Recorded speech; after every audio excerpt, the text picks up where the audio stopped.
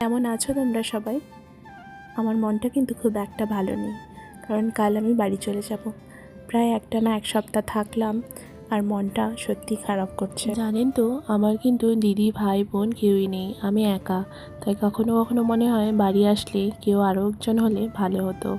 তাই এই দিদিরা যবে থেকে আমাদের বাড়িতে ভাড়া এসছে, দিদিরা এত ভালো যে আমার সঙ্গে একদম পরিবারের মতো বন্ডিং হয়ে গেছে আমাদের সাথে।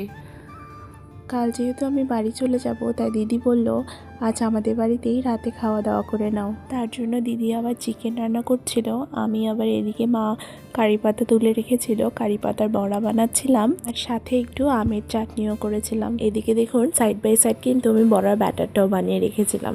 ওই যে দেখিয়েছিলাম না, একটু আতপ চাল, গোটা আতপ চাল আর কারি পাতাটা একসঙ্গে বেটে রেখেছিলাম, আর সেখানে একটু চালের গুঁড়ো, একটুখানি বেসন, হলুদ আর লবণ দিয়ে মেখে রেখেছিলাম, আর কিছুই না। দেখো এদিকে দিদিকে দিয়ে টেস্ট করাচ্ছিলাম যে আমার চাটনিটা কেমন হয়েছে।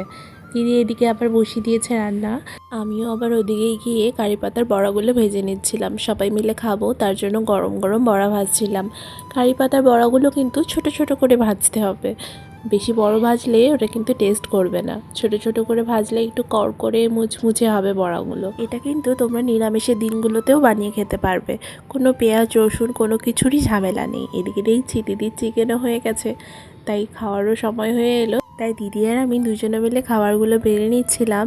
মেনুতে ছিল ভাত, স্যালাড, বাটি ভর্তি চিকেন আর বড়া আর চাটনি। এই যে এবার আমরা সবাই মিলে খেতে বসে যাব, গোল করে মাটিতেই আমরা খেতে বসে গেছিলাম।